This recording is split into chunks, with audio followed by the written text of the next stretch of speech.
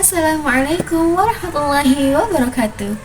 Hai, perkenalkan, nama saya Suciatia Handayani selaku mahasiswi Program Studi Pendidikan Guru Madrasah Ibtidaiyah angkatan 2022. Di sini saya akan menjelaskan tentang model-model pengembangan kurikulum guna memenuhi tugas mata kuliah kurikulum yang diampuh oleh Bapak dosen Wiku Aji Sugiri. Nah, sebelum masuk kepada pembahasan model pengembangan kurikulum, kalian tahu nggak sih apa itu kurikulum? Kurikulum adalah sebuah sistem rencana dan pengaturan mengenai bahan pembelajaran yang dapat dipedomani dalam proses belajar mengajar. Sekarang kita akan masuk kepada model-model pengembangan kurikulum. Model pengembangan kurikulum ada 7 macam, sebagaimana yang tertera pada PPT di atas, yakni ada model administrasi, model grassroots, model demonstrasi, model Beckham, model Rogers, model Tabas Introvert, dan model pemecahan masalah. Di sini kita akan mengkaji satu persatu dari macam-macam model pengembangan kurikulum tersebut. Yang pertama yakni model administrasi. Ini adalah model yang paling dikenal dan paling lama, karena model ini digagas dari atasan menuju bawahan yang biasa disebut dengan top down. Pelaksanaan model ini dilakukan oleh pejabat tingkat atas sebagai pembentuk kebijaksanaan yang mana setelah dirumuskan nanti akan diturunkan kepada bawahan sampai kepada tim pelaksana di lapangan yakni guru. Pada dasarnya, model ini itu mudah diterapkan kepada negara yang menggunakan sistem sentralisasi dan negara yang masih mempunyai tenaga pengajaran yang masih rendah. Perlu kita ketahui, dalam model pengembangan kurikulum administrasi ini ada beberapa kelemahan. Yang pertama, pengembangan model ini bersifat tidak fleksibel dan cenderung kaku. Yang kedua, dia tidak bersifat demokratis dan cenderung otoriter. Dan yang ketiga, ini adalah sebuah kelemahan yang paling utama, ketika perubahan kurikulum mereka tetap menerapkan 2 fase. Nah, sekarang kita akan masuk ke model pengembangan kurikulum yang kedua, yakni model grassroots. Ini adalah sebuah model keterbalikan dari model administrasi. Ini adalah sebuah model yang digagas oleh guru-guru yang mempunyai kreativitas dan mempunyai ide-ide sebagai tim pengajar. Model ini lebih bersifat demokratis karena digagas oleh guru sebagai pelaksana di lapangan. Perlu kita ketahui juga, ada beberapa hal yang harus diperhatikan ketika menerapkan model grassroots ini. Yang pertama, guru harus memiliki kepemimpinan yang profesional. Yang kedua, guru harus terlibat penuh dalam perbaikan kurikulum dan pemecahan masalah. Yang ketiga, guru harus terlibat penuh dalam perumusan tujuan, pemilihan bahan, serta evaluasi kurikulum tersebut. Kurikulum model grassroots ini sangat membutuhkan dukungan baik berupa material ataupun moral yang kondusif dari pihak pimpinan.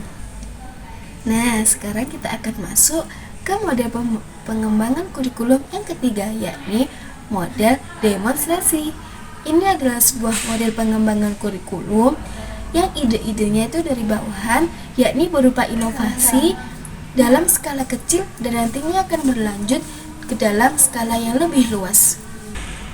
Tapi dalam prosesnya sering mendapat tantangan dari pihak tertentu. Perlu kita ketahui, dalam proses model demonstrasi ini ada 2 bentuk di dalamnya. Yang pertama yakni mereka itu adalah persatuan guru dalam satu sekolah atau beberapa sekolah yang ditunjuk untuk melakukan uji coba kurikulum. Yang kedua yakni dari sekumpulan guru yang merasa tidak puas dengan adanya kurikulum yang ada. Perlu kita ketahui, kelebihan dari model demonstrasi ini yang pertama, dia lebih praktis, terhindar dari kesenjangan sosial, serta menggerakkan kreativitas para guru. Sekarang kita akan masuk ke pengembangan kurikulum model keempat, yakni model Beckham. Ini adalah sebuah model pengembangan yang digagas oleh Charles E. Beckham yang mana menurutnya dalam pengembangan kurikulum kita harus memperhatikan 5 hal. Yang pertama yakni menentukan wilayah cakupan kurikulum.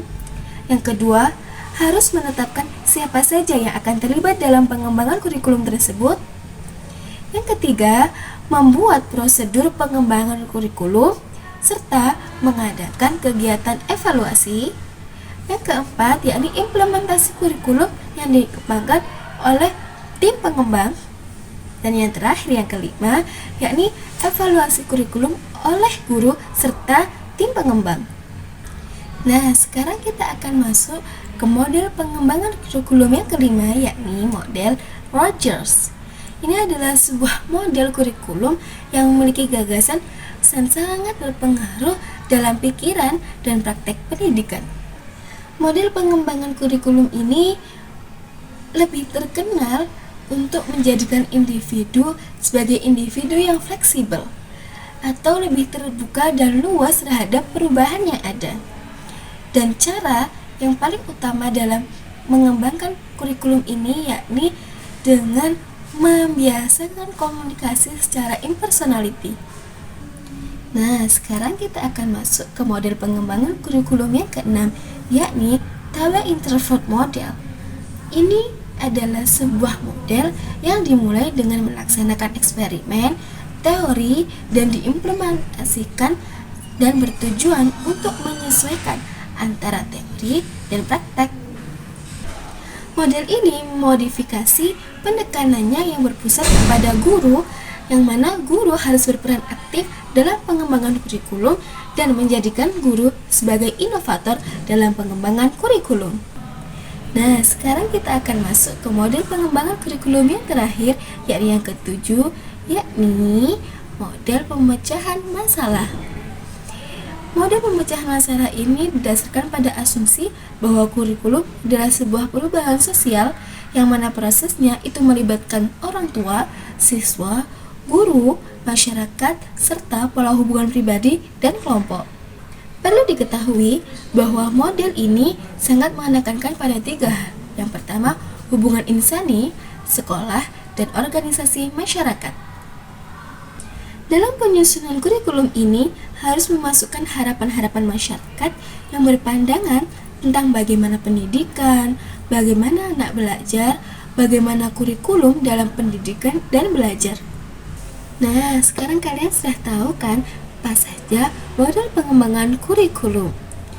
Nah, saya akan buat kesimpulan nih. Kalau menurut saya apa aja sih model-model yang pas dan tepat untuk diterapkan? Nah, kalau menurut saya model yang tepat untuk diterapkan yakni adalah model Rogers dan model Grassroots, yang mana model Rogers adalah sebuah model pengembangan kurikulum yang menjadikan individu menjadi individu yang fleksibel dengan adanya perubahan. Dan kedua yakni model Grassroots, yang mana model ini diawali dari ide atau inovasi guru sebagai tim pengajar sehingga sifatnya itu lebih demokratis. Nah, dua model ini menurut saya lebih tepat untuk dilaksanakan dalam pengembangan kurikulum. Tidak dapat dipungkiri bahwa kita sering merasakan perubahan kurikulum dalam waktu yang tidak lama. Dengan penerapan dua model ini menjadikan guru bisa mengembangkan kreativitasnya dengan adanya individu yang lebih fleksibel dan terbuka atas perubahan, dan guru bisa mengembangkan inovasi dan kreativitas mereka sesuai dengan apa yang telah mereka laksanakan di lapangan, dan mereka lebih tahu dengan apa yang menjadi kekurangan dari kurikulum yang ada. Nah, sekian dari saya. Semoga semua informasi yang saya sampaikan dapat bermanfaat. Terima kasih. Wassalamualaikum warahmatullahi wabarakatuh. See you next time.